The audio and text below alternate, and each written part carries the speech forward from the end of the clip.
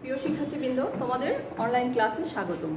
আমি পলিরানী কুণ্ডু, প্রভাষক, অর্থনীতি বিভাগ, বিল চলন শহীদ শামসুজ্জোহা সরকারি কলেজ, গুরুদাসপুর, নাটোর। প্রিয় শিক্ষার্থীবৃন্দ, আজকে আমি উচ্চ মাধ্যমিক দ্বিতীয় বর্ষের প্রথম পত্রের ওপর ক্লাস নিব। আমার অধ্যায় হচ্ছে অষ্টম, অধ্যায়ের নাম খাজনা। শুরুতেই আসি, খাজনা কাকে বলে? খাজনা উৎপাদন করতে চারটা উপকরণের প্রয়োজন হয়। আমরা জানি ভূমি, শ্রম, মূলধন এবং সংগঠন। আর ভূমি ব্যবহারের দরুন যে পারিশ্রমিকটা পাওয়া যায় সেটাকে বলা হচ্ছে খাজনা। খাজনা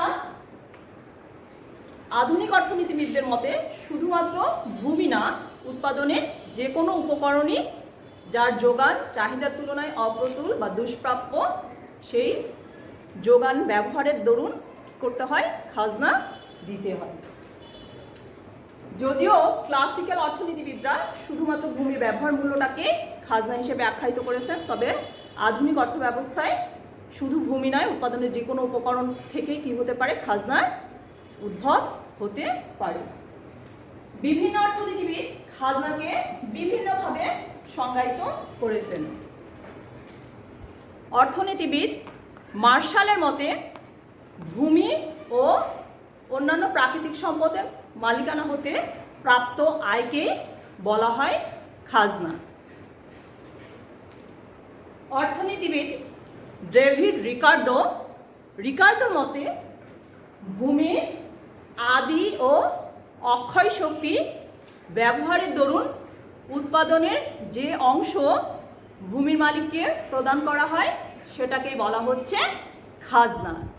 আমরা মার্শাল এবং ডেভিড রিকার্ডো উভয়ের সংজ্ঞাতেই আমরা ভূমি ব্যবহারের মূল্যটাকেই খাজনা হিসেবে দেখতে পাচ্ছি।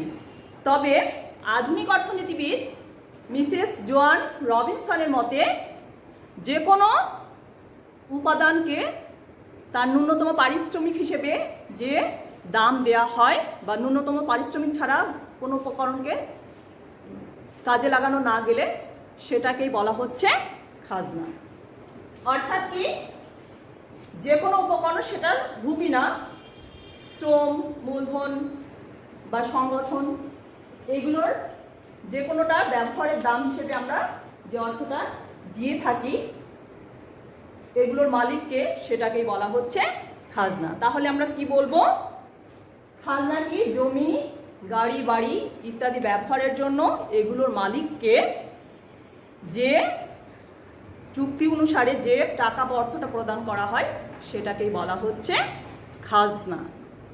প্রিয় শিক্ষার্থীবৃন্দ, তাহলে আমরা বুঝতে পেরেছি খাজনা হচ্ছে জমি এবং অন্যান্য উপকরণের ব্যবহারিক দাম, যেটার যোগানটা চাহিদার তুলনায় স্বল্প বা সীমাবদ্ধ বা অপ্রতুল। এবার আমরা আসি, এই যে খাজনাটা, এটা আসলে সৃষ্টির পেছনে কারণ কি বা কিভাবে উদ্ভব হয়, অথবা খাজনা দেয়া হয় কেন?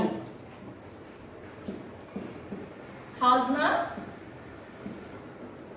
উদ্ভবের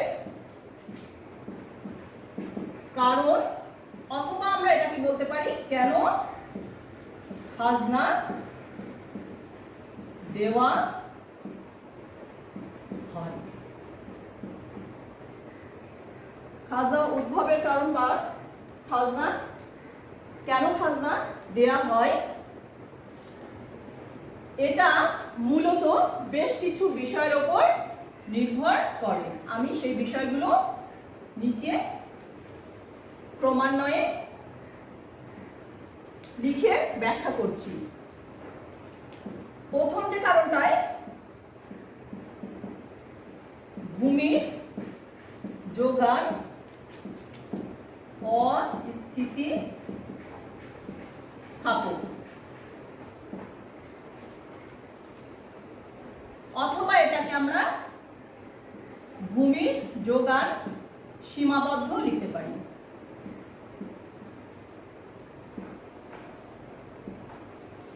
দুই নাম্বার, উর্বরতার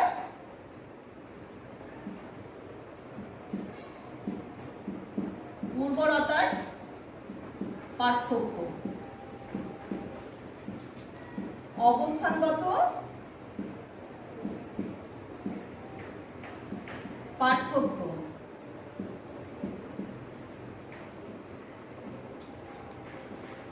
ভূমিতে ক্রমহ্রাসমান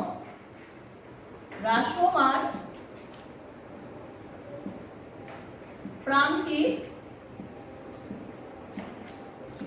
উৎপাদন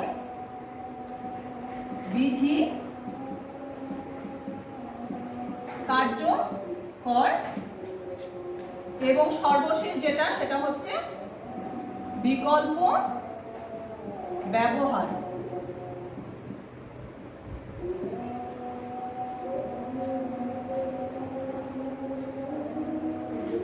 মূলত এই পাঁচটি কারণে খাজনার উদ্ভব হয় অথবা খাজনা প্রদান করতে হয়। ক্রমান্বয়ে আমি এই কারণগুলোকে বিশ্লেষণ করছি।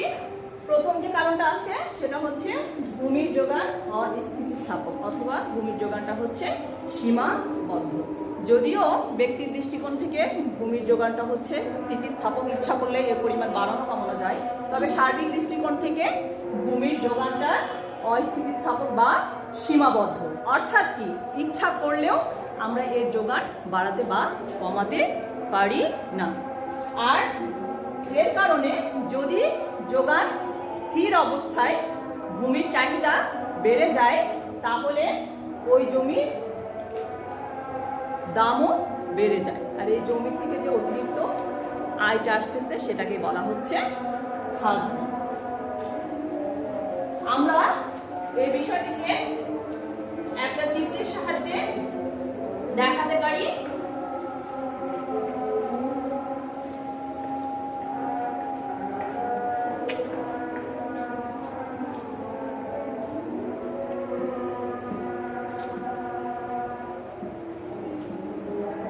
খাজনা জমির পরিমাণ, এসএসটা জমির যোগান রেখা,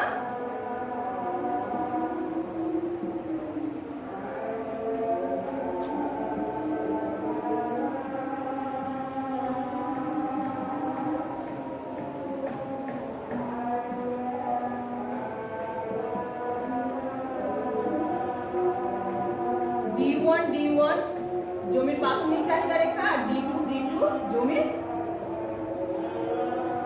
পরবর্তী চাহিদা রেখা।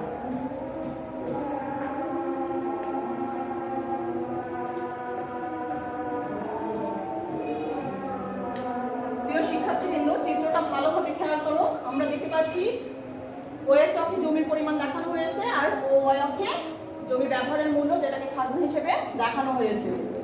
এসএসটা হচ্ছে জমির যোগান রেখা। এসএস যোগান রেখাটা আমরা দেখছি খাজনা বা লম্ব অক্ষের সমান্তরালে আঁকানো হয়েছে। এর অর্থ কি, এসএস যোগান রেখা দ্বারা বোঝানো যাচ্ছে যে জমির যোগানটা হচ্ছে সীমাবদ্ধ বা স্থির। এটা আমরা আসলে সার্বিক দৃষ্টিকোণ থেকে বিশ্লেষণ করছি।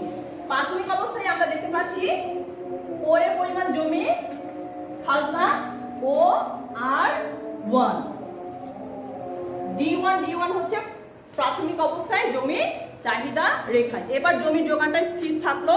এখন জনসংখ্যা বা অন্য যে কোনো কারণে যদি আমার জমির চাহিদা বৃদ্ধি পায় তাহলে নতুন একটা চাহিদা রেখা সৃষ্টি হবে, যেটা আমি চিত্রে D2 দ্বারা দেখাচ্ছি। D2 চাহিদা রেখাটি এসএস পূর্বের যোগান রেখাকে এফ বিন্দুতে ছেদ করেছে। এফটা হচ্ছে একটা ভারসাম্য বিন্দু।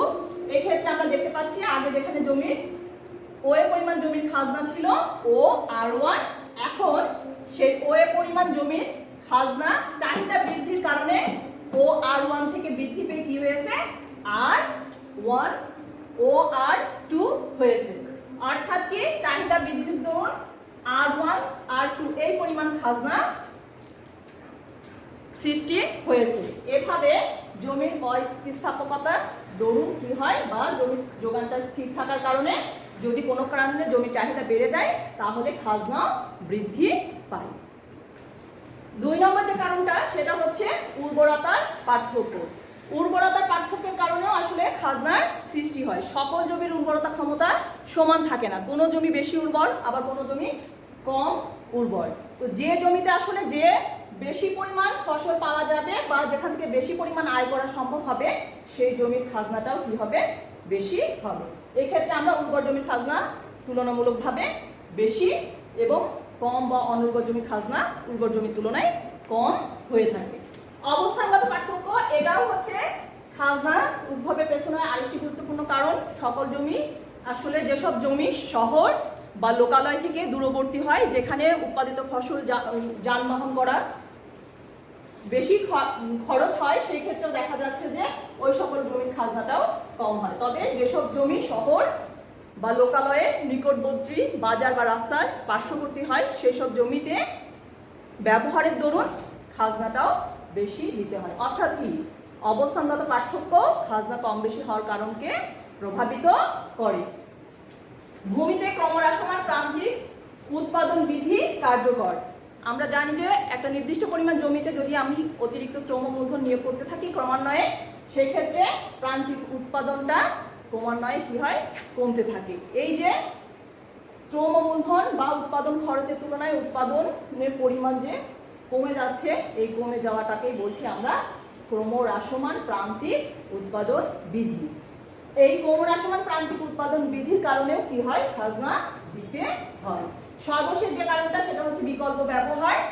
এখানে আসলে প্রত্যেকটা জমিরই বিকল্প ব্যবহার বা সুযোগ ব্যয় যে সৃষ্টি হয় সেটার দরুনও কি করতে হয়, খাজনা দিতে হয়। কোনো জমিতে ধান পাট উভয়ই চাষ করা গেল, অথবা একটা জমিকে বা একটা হচ্ছে বাড়িকে আমি বাসা ভাড়া হিসেবে ব্যবহার করতে পারি, অথবা কোচিং সেন্টার হিসেবে বা বিভিন্ন এনজিও কোনো প্রতিষ্ঠানকে সেটা ভাড়া হিসেবে দিতে পারি।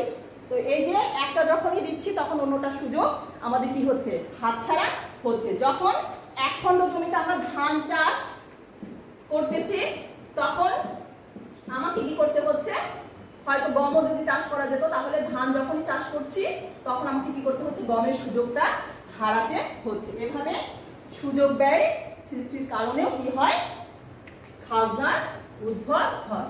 প্রিয় শিক্ষার্থীবৃন্দ, তাহলে তোমরা খাজনা কাকে বলে এবং খাজনা কেন দিতে হয় বা খাজনা উদ্ভবের পেছনে কোন কারণগুলো কাজ করে এগুলো আশা করি বুঝতে পেরেছো। পরবর্তীতে তোমাদের সাথে আবার দেখা হবে এই অধ্যায়ে নতুন কোনো বিষয় নিয়ে। সে পর্যন্ত তোমরা সবাই ভালো থাকো, সুস্থ থাকো, এই প্রত্যাশায় আজকের মতো এখানেই শেষ করছি। ধন্যবাদ সবাইকে।